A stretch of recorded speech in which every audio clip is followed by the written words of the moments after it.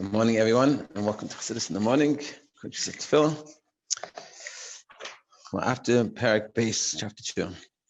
Okay, this is a very good. It's interesting, and I think when you'll learn this, you'll ask yourselves, how come no one ever told me this before? And I was thinking about it. It's a good question. I don't know why no one explains to us how to learn Chassidus. What we do, we go to Yeshiva seminary and we learn Chassidus. We read it, we translate it, and the teacher gives a share on it, and that's about it, as far as it goes. But no one of it explains to us how to truly learn Chassidus. So this is what he's going to talk about today. I don't know why it hasn't taught. I never got taught it this way. And let's see. Chapter 2. Just a quick summary from before. We're talking about the virtue of contemplation in general, and particularly in regards to the concept of his greatness and loftiness, gazing on the King's glory. That involves an essential attachment of one's mind with godliness.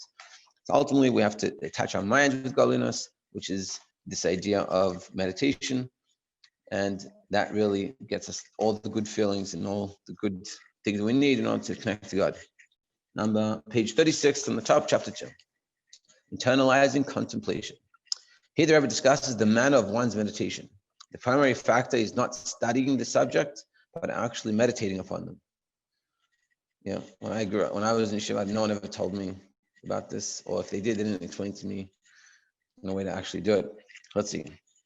So the above mentioned concepts have been systematically organized and elucidated for you in several published discourses and in manuscripts. So the Rebbe is saying that it's already been written, what I told before about how to about things to think about and stuff like that. We already talked about this. It's up to you to understand these subjects, to comprehend them clearly and thoroughly, and to reflect upon them during prayer. This being the principal purpose of their study. And the purpose of studying Chassidus in general and these specific topics that he's talking about is in order to be able to think about them and meditate about them.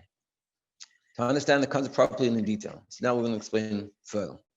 For all prior study and knowledge serve as a prelude to achieving the main intention, which is the contemplation of these concepts during prayer, specifically in detailed form. So explaining how to meditate. So all the learning that you do, when you learn a subject to understand it, that's really just the before, a person learns the Maimon, they know it well, meaning what we typically call know well. He's saying that's not what we're talking about. That's just what you need to know in order to be able to meditate.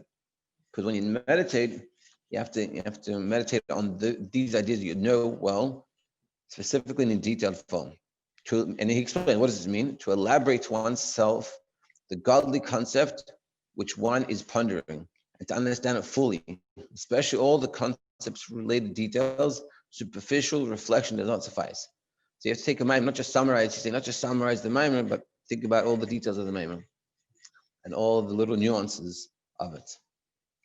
Even if the subject is known and perfectly clear to a person, pondering the concept only in a general manner does not constitute a contemplation at all. So even if you know the Maimon well, it's not enough just to generally have a general thought about it.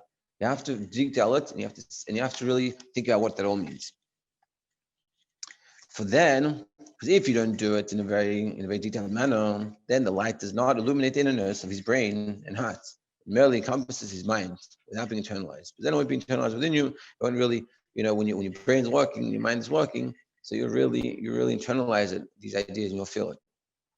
And although at the time the person may become excited intellectually over the godly theme, which he's pondering, and may likewise become exhilarated emotionally, experiencing a yearning and a longing for godliness, this experience is only illusionary. It has absolute no lasting impact.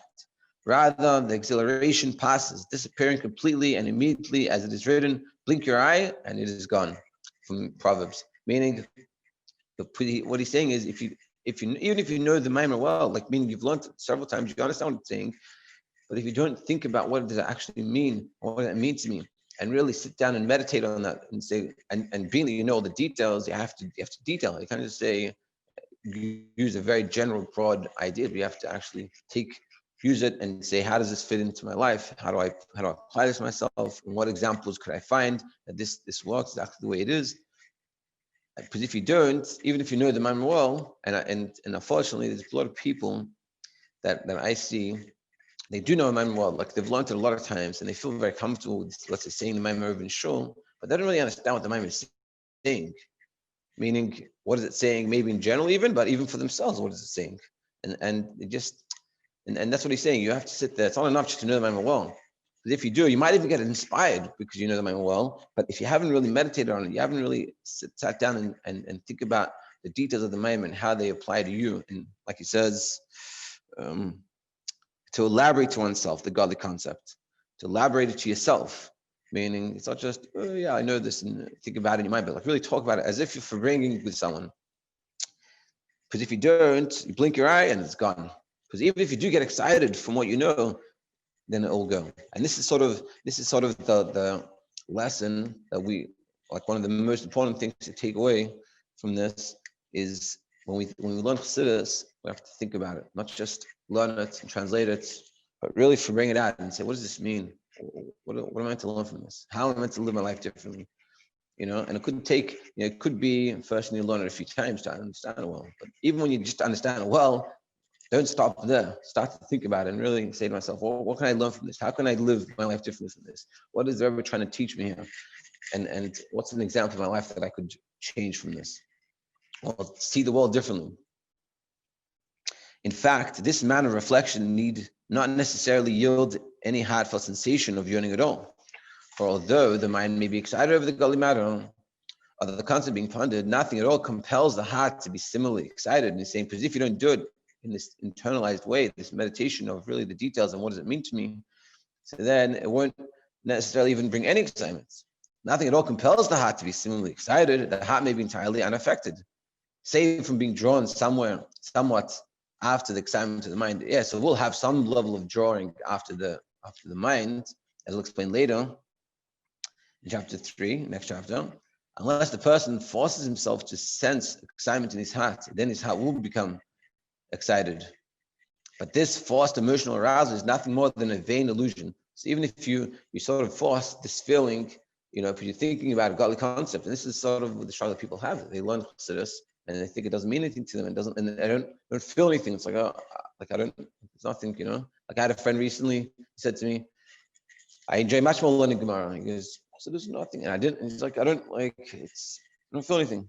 I don't feel like I'm gaining anything. And I was like shocked. I didn't understand. What do you mean?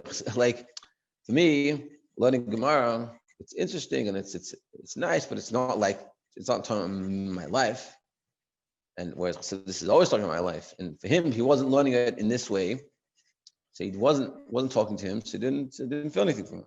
It didn't feel like it wasn't compelling him enough. And he wanted it. He wanted to change it, but still. And this is what he's saying. You can get no feeling, no arousal, no excitement, no more connection to God. Like, I want to connect. So you can learn a Maimon, and a second later say, I want to go get something that I shouldn't do. Like I haven't been changed at all. And why is it? It's because you're not thinking about it. Not just you're learning it, you have to think about it. You have to meditate on it. You have to say, what is it saying? And think about all those details and how does it apply to my situation and how could I internalize it? When the light illuminates inwardly. This is not the case when the light illuminates in his mind inwardly, unlike when you do it the right way. For then necessarily his heart also becomes excited, because then it has to be that your heart also get excited. To illustrate, regarding physical concerns, when a person ponders something fine or wondrous, his heart automatically craves it. When physicality, when you think about food, and you think about the details of the food, you suddenly you want the food. So too, if you think about godliness properly, you should want godliness. We'll skip the brackets for now. These, I don't know what type brackets they're called, but they're basically, it's not like I don't want to lose the train of thought. So you go into simile, and end of that paragraph.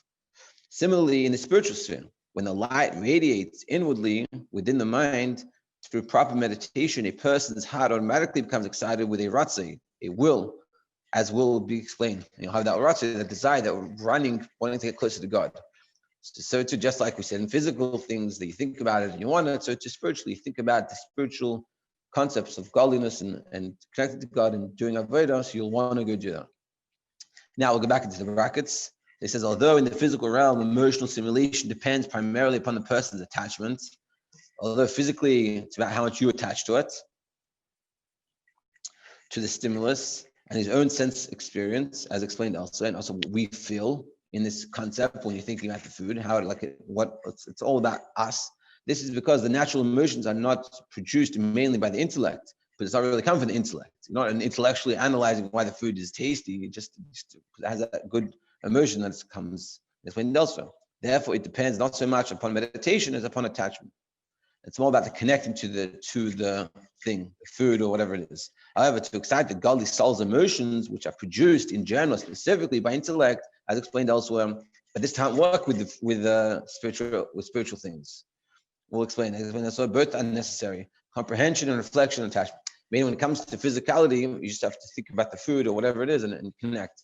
Also, intellectually, you have to meditate on it. Whereas godliness, it's you need to also have the meditation. You also have to have the words and the thoughts of, like learning the Chassidus. It doesn't work without the learning and really understanding the Chassidus. And it's simple because it's a spiritual idea.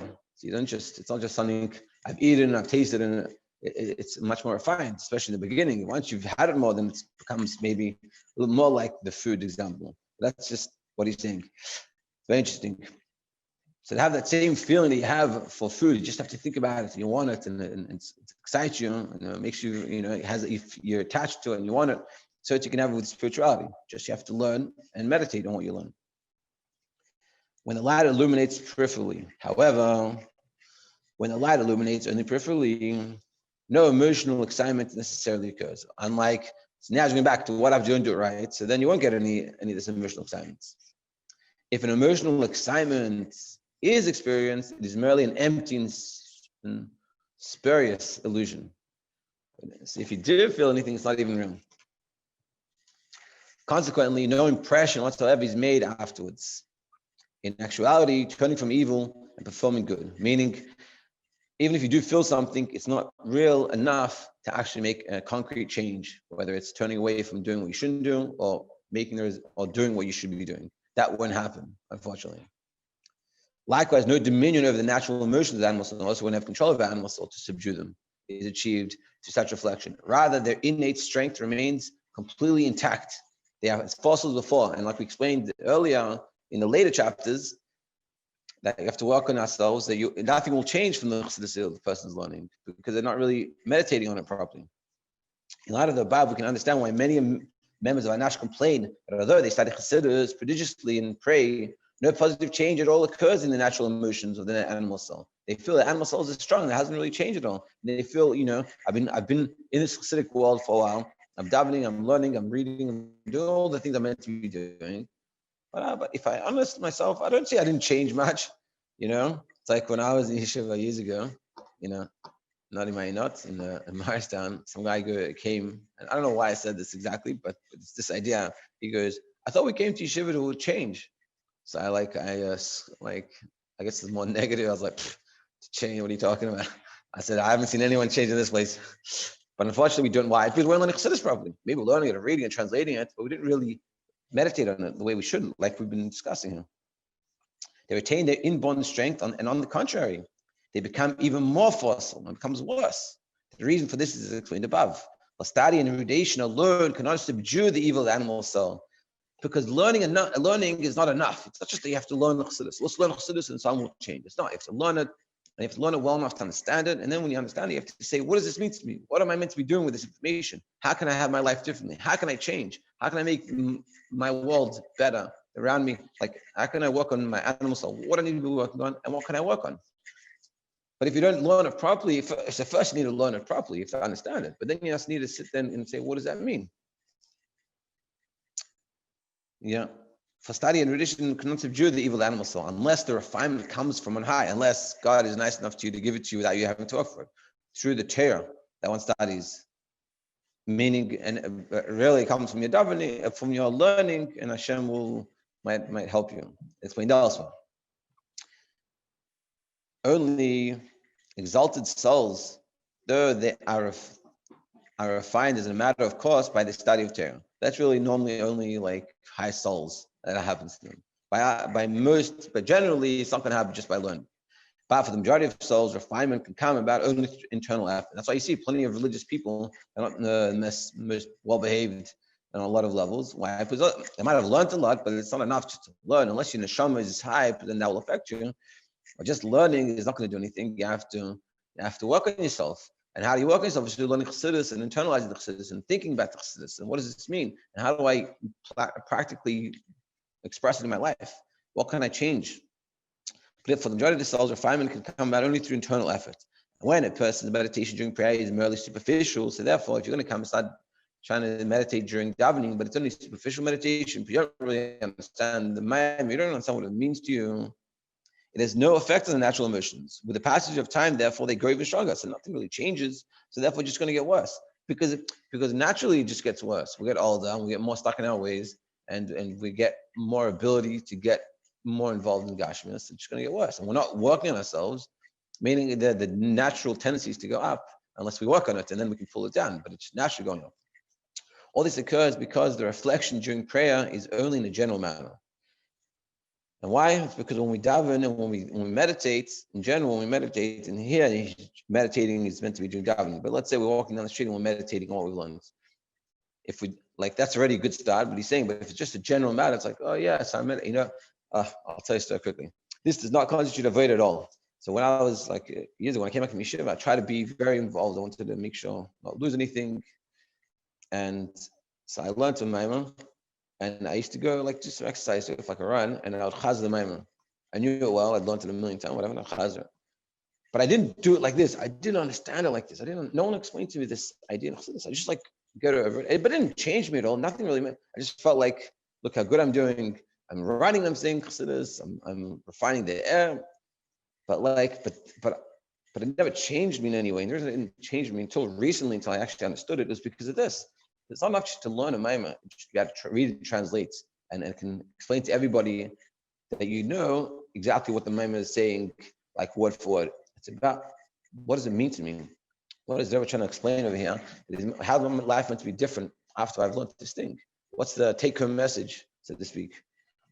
And this is what he's saying, that if you don't have this, people will learn Chassidus, and people do, and it's nice, but they're not getting anything from Chassidus because they're not doing it properly. It's not enough just to learn it. We have to internalize it. We have to say to ourselves, what does this mean?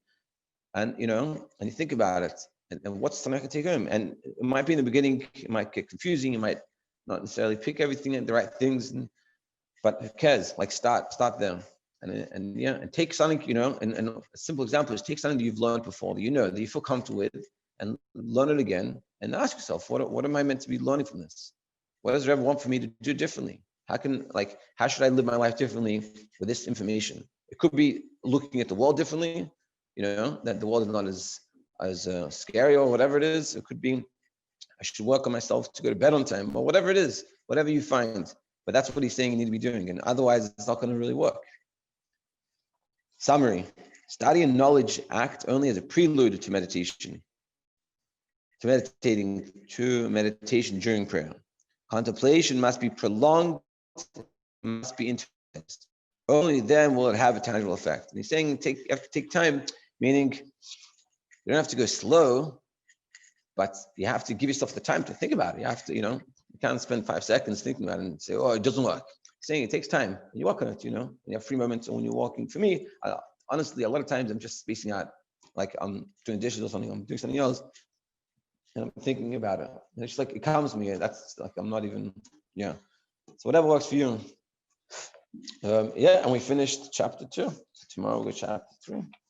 We'll see if we get to finish it as well. Thank you very much for joining. Have a great day. And we'll turn off the recording.